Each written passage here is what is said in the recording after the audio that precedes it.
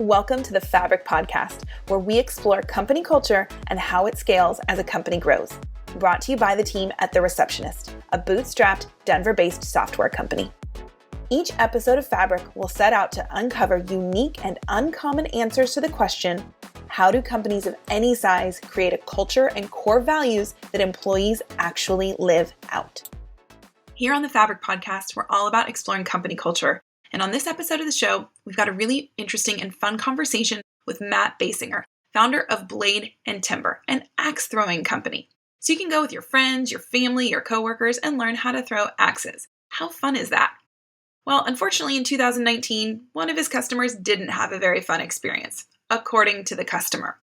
This customer decided to go onto Yelp and write a very negative and very false review. But Matt wouldn't stand for that.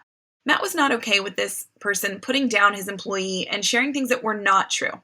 So on the episode, Matt shares with us what the review was and his response. And I got to tell you, it's really fun to hear Matt actually share this review because chances are you saw this story. It's gone viral. It's been shared so many times.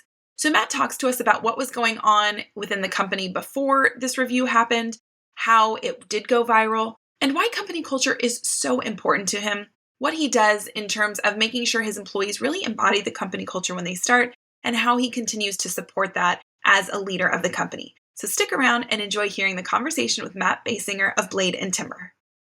All right, well, I am so excited to have Matt on the show today. Matt, how are you doing? I'm doing really well. How about yourself? I'm good, thank you. Okay, I'm excited to get into why we have you here. But before we do that, share with our listeners a little bit about yourself, your company, and what you do. Sure. So my name is Matt. I'm the CEO of a company called Blade Timber. And Swellspark is actually our parent company. And we specialize in what we call wholesome family entertainment. And so our goal is to gather people for shared experiences. We love it when friends or family or coworkers get together to have fun. I think fun is underrated. And so anytime that we can pursue fun, it's a win for us. But more specifically, I think for this podcast, I'm with a company called Blade Timber. We are an axe throwing bar and restaurant, and we have locations all the way from Honolulu to Kansas City, and we are actively growing as well. Yeah, well, we love that. Well, I'm sure all of our listeners are, Googling really quickly, like, are you close to me? And if not, when will you be here? Shoot us an email, let us know the great real estate, and we'll see what we can do. Awesome. I think that's, one of those places that is just so up and coming and people are always looking for it. It's so on trend and people want to know, is it close to me? So that's awesome that you are growing and spreading across the country. Thank you. So I'm excited to have you on. Michael Ashford, our director of marketing, shared this story with me, and we reached out to you based on a story that came out earlier. Well, not this year, but I guess last year, right? 2019. End of 19, yep. That was your response to a negative, and we'll say also very false, Yelp review about something that happened at one of your establishments. So can you share with our listeners about what actually happened from your point of view? And you can kind of share with us the Yelp review as well. Yeah, well, I'll give some context. We take reviews seriously. So we're the highest rated axe throwing company in the country. We were in escape rooms for a while, highest, the most rated escape room company. Like we really seek our user reviews, and anyone who's in small business knows that oftentimes you can live and die by the quality of your reviews. If you are a 2-star restaurant, people are going to see that and like, I don't want to go eat at a 2-star restaurant. And so I think for two purposes: one, we really believe that we offer an awesome experience, but two, if we don't, we want to improve it. We want to figure out what we're not doing right. And so we ask people for reviews.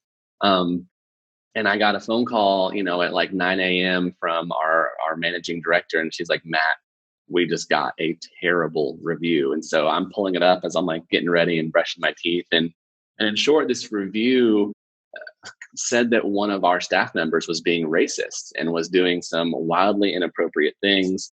And so I pretty immediately got very angry with this staff member, quite frankly, because I was concerned that this had actually happened. But before I wanted to lash out or do anything, I certainly wanted to speak with him and get the whole scenario and understand what had actually happened and how it happened or why it happened.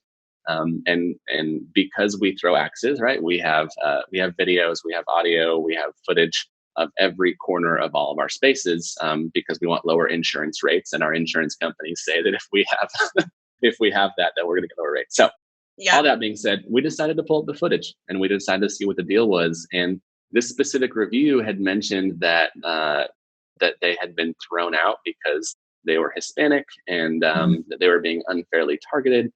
And at the end of the day, what had actually happened was that there were some underage folks. We have this wristband policy, so we make it really clear. There are some underage people who were thrown out because they were trying to drink underage. Wow. And our staff member threw them out just like he should have. And they decided to go online, make a fake persona online, write a fake review saying what had happened. There were actually two in their party, and they told different stories about the same thing. So they weren't really synced up, you know.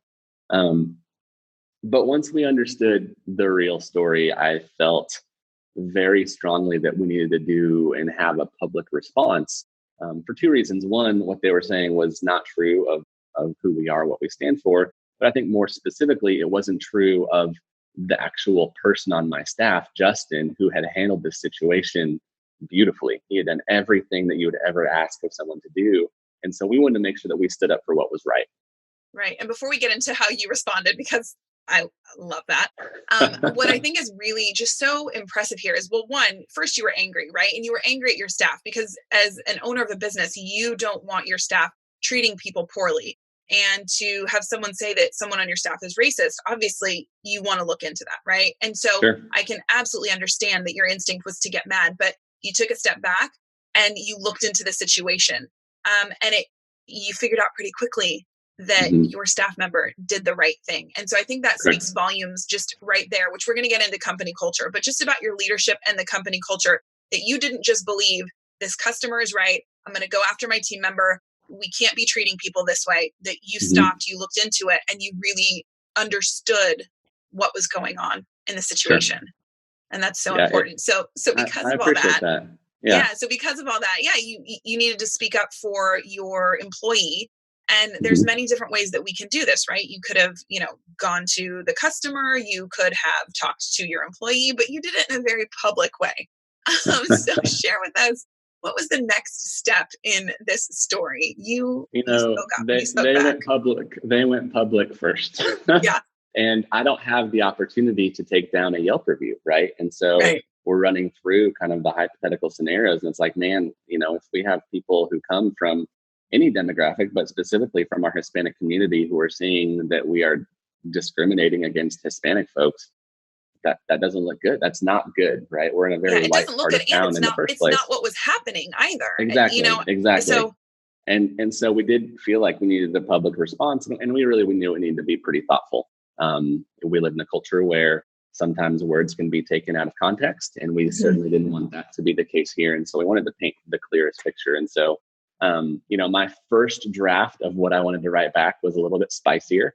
It was a little bit more fiery. And fortunately, some folks on my staff said, like, you can tone it down and get the point across. And that was draft one, right? You're gonna rework some of this. Yeah, draft two was the one that ended up going on. But before we got into this person posted their review as George B, and they made up George Bush was their pretend alias, and we have everyone who comes in sign a waiver.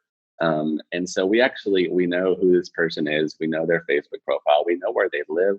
Like, we know quite a bit about them because we're weird and we do that sort of research, especially for situations like this. Absolutely. It's what people do now. You can find a lot of information. You can. But so do you want me to walk through the review? Should we go through it? Let's do it. I mean, we will include the link for anyone who's on our site. We'll include the link so you can kind of see some of the commentary around it too, that was published. But walk us through. Yeah. So I'll just read what he said. So George B gave us, and it was his only review ever, a 1-star review. He said, "Terrible experience at Blade Timber. Employee Jordan treated my party terribly, was monitoring and staring at us throughout our hour time slot, would not give us our preferred experience. Then proceeded to make us leave the premise because my friend was Hispanic. He was acting wrong to my Hispanic friend. Okay, his birthday, the entirety on our experience, and I do not feel as if he was treated right. Please do not go to Blade Timber, as I do not want anyone to have the experience that I've had. Jordan should be reevaluated as an employee." So first and foremost, grammar is just an issue with the review. There was some rage typing there. It's not maybe their best work. We didn't serve them alcohol at our space, but I think there's maybe a chance they went and found some afterwards, because this sounds like that.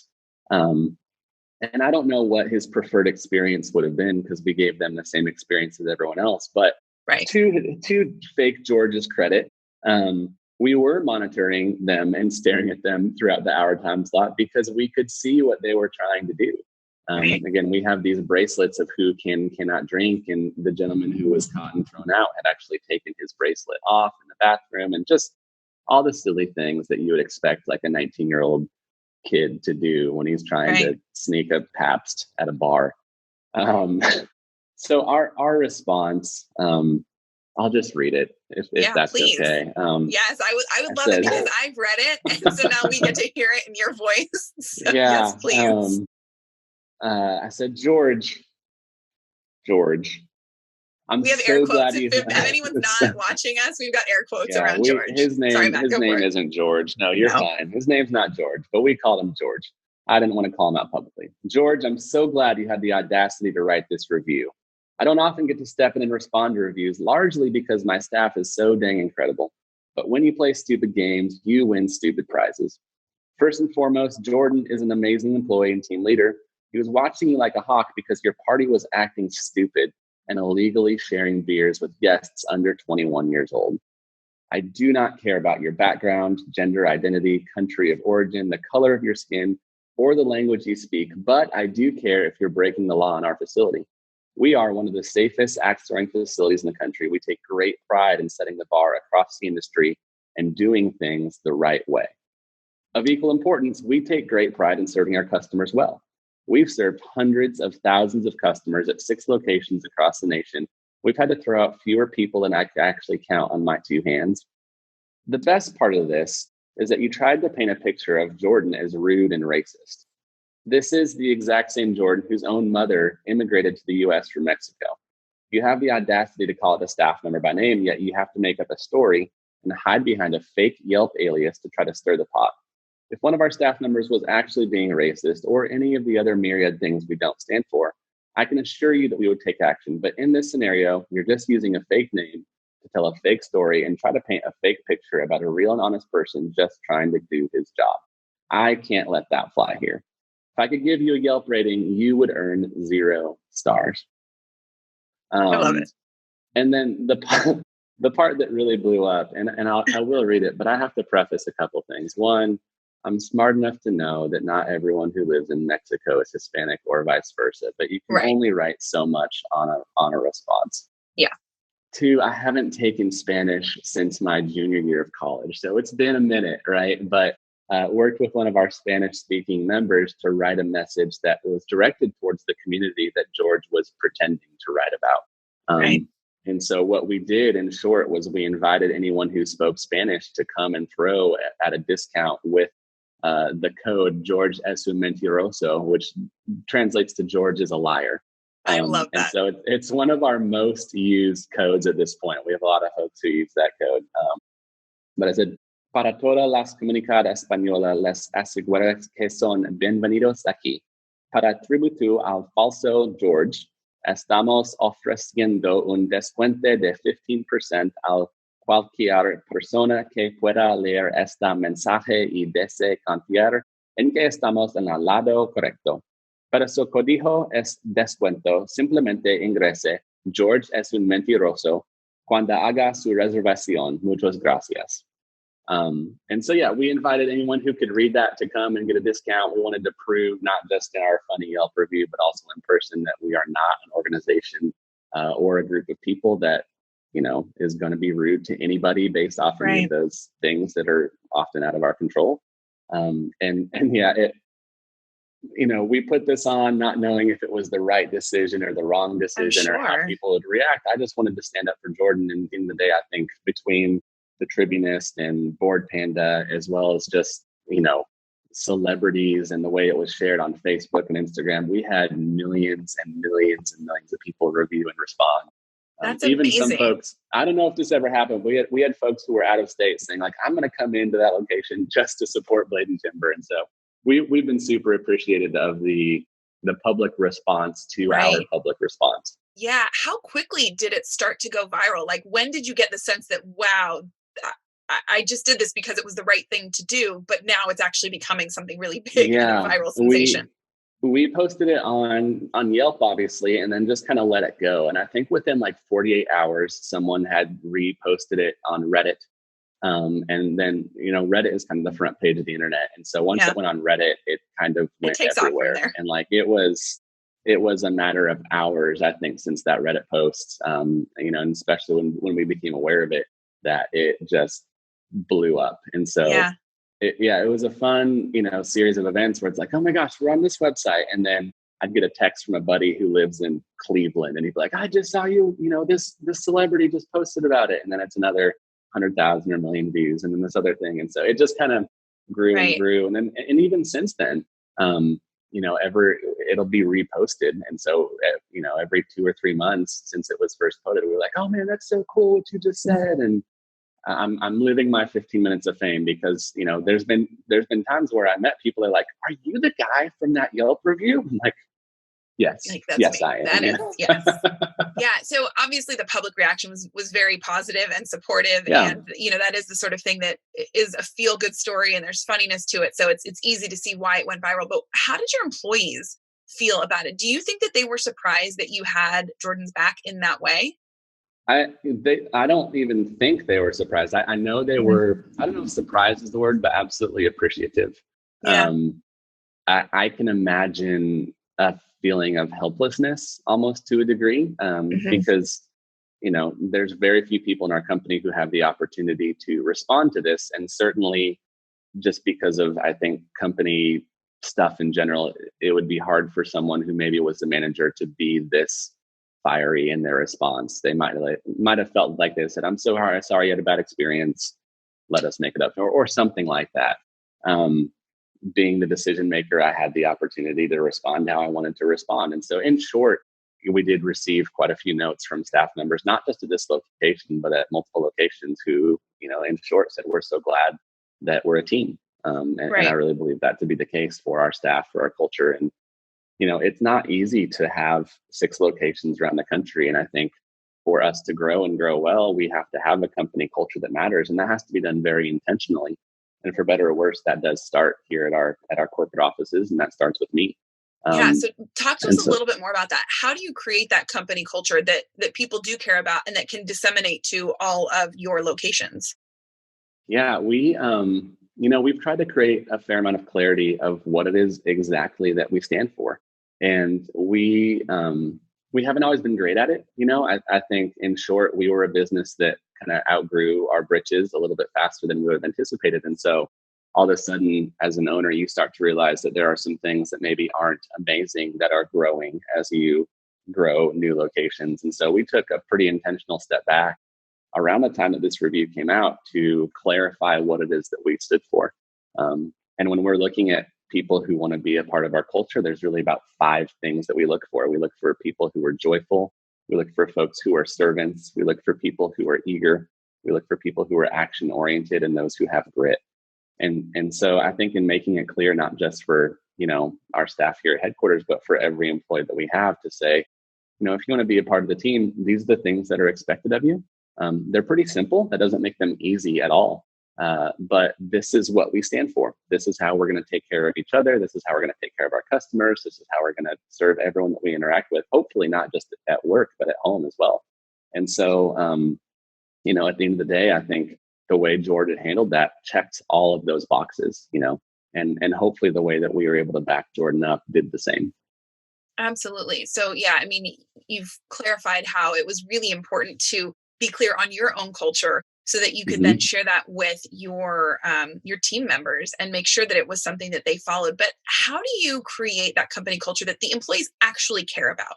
Right? Because I think it's one thing to be like, we want you to be joyful. We want you to have grit. But how do you create it so that they really embody that and that they care about it as well? That is a great question. And you're asking me to be an expert that's something I'm not the expert in. I'm still learning actively, this is not how, like the general you, but like you, how do you, sure. I mean, I think part of it's probably finding the employees, right? That already Absolutely. embody that. And that it's not fitting that, square peg into the round hole. But so once you get these team members, like how do you keep that going with these locations? Mm-hmm. Again, we don't want you to be an expert in everybody. We just want to know what you're up to. It's what's been really fun about this growth journey, because, I didn't give too much of my background. I started as a high school guidance counselor. I kind of became an accidental business person. And so it wasn't like I came in knowing this is exactly what we're going to do, how we're going to do it. It really just started with this heart of let's have fun. We want to be a place that makes it easy for people to have fun. And so with that, I think knowing that that's what our company stands for on its simplest level, we're looking for people who also want to make it easy for folks to have fun. And so when you hire the right people, it does become a little bit easier to have that company culture, because I think it's already ingrained with the type of people who would be attracted to working as an axe throwing coach. That's not, no one grows up. When I was 5, there was the When I Grow Up commercials, and no one's like, I want to be an axe throwing. Maybe a couple people, maybe real lumberjacks. Yeah. But in the grand scheme of things, we know, on a simplest level, our coaches know they get better tips if people are having fun. And so if people are, and we have the opportunity as the coaches to make sure that they're having fun, because very few people come in with any experience throwing axes beforehand. And so we get to teach them how to do it. And so with that, I think everyone's had a bad teacher. Everyone's had a bad coach. And the more that we can use those examples of what not to do, I think it makes it pretty clear of what you should do. But really, I think we try, anyone who has heard me speak publicly or privately, they'll hear me say the phrase that we're about shared experiences and we want to make it easy for people to have fun. And at the end of the day, so much of that, joyful, eager, like those things point back to that greater goal, which is we want to make it easy for you to have fun. If we're making it hard, if we're being rude, if we're doing any like that, it just doesn't work. It's a lot harder to have fun if you're hanging out with a jerk. And so the more that we can be not jerks, the better off and the more fun I think our customers are going to have. Absolutely. Well, it's so funny because you said, I didn't know anyone growing up who wanted to be an axe thrower or an axe throwing teacher. I think we might be seeing this. This might be where you're inspiring kids. I want to do that when I grow up. Sure. When their parents come home, they're like, oh, that was so fun. I want to go back and throw more axes. So, you might be influencing the culture at large here with all of this. So I hope so. I think you are. Well, this has been really enjoyable. I've loved hearing, from your lips to our ears exactly what happened and why that was so important for you. So share with our listeners, you told us already, but where can we find you, website, social, so people can find out if you are in their vicinity, or they can tell you, please come to our town soon? Sure. Yeah. So bladeandtimber.com. We currently have locations in Honolulu, in Seattle, in Kansas City, and Wichita. We are actively growing, and so you'll hear from us quite a bit more this year. Our next opening is Portland, Oregon, and we should be open in just a couple of months.